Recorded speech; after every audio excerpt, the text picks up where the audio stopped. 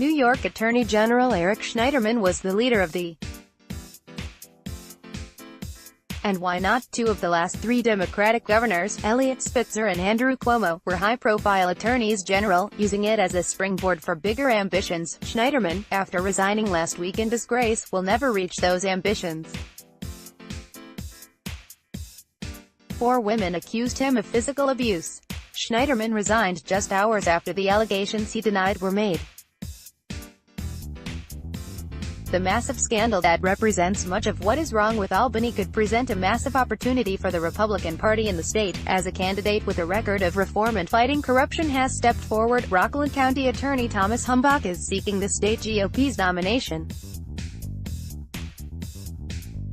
The state party is holding a convention next week to endorse a candidate in a lead-up to the state primaries held in September. Humbach served as Rockland County Attorney in 2014, in the state's third most populous county that is not part of New York City. The county is near the city, and so he has already had some of the major market media exposure. As county attorney, Humbach recouped taxpayer money illegally paid to elected officials after taking legal actions. The officials were unlawfully paid for services on a county board.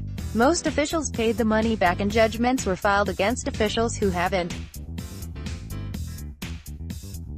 Since taking the job, Humbach slashed the amount of money paid to outside legal lawyers by 50%, saving county taxpayers about $650,000. He tracked down inappropriate contracting practices and developed reforms to make county contracts subject to more oversight, which he said yielded $1 million in savings and revenue. This could be the reputation needed to combat the rot in New York politics. When a New York State Attorney General, a person we look for to uphold the law, fails so completely, it is clear that a new focus is necessary to make this state respected, Humbach said in announcing his candidacy a day after Schneiderman resigned. He added, "What is needed in Albany today is a person with the clarity of purpose, and the understanding of government, that I will bring to the office of Attorney General." There's one other big reason for the GOP to be more hopeful about snatching the AG's office in New York this November. Former U.S. Attorney Preet Bharara is waiting an independent run for Attorney General. Among the parties trying to woo him is the New York Reform Party. The left actually loves Bharara. Trump fired him in early 2017, so he must be good, goes the reasoning among many progressive activists. However, Bharara prosecuted New York Assembly Speaker Sheldon Silver, a Democrat, for corruption charges. So, the state's Democratic establishment won't welcome him. He could also offer the same breath of fresh air, or as Humbach going into the campaign. But third-party candidates rarely ever win.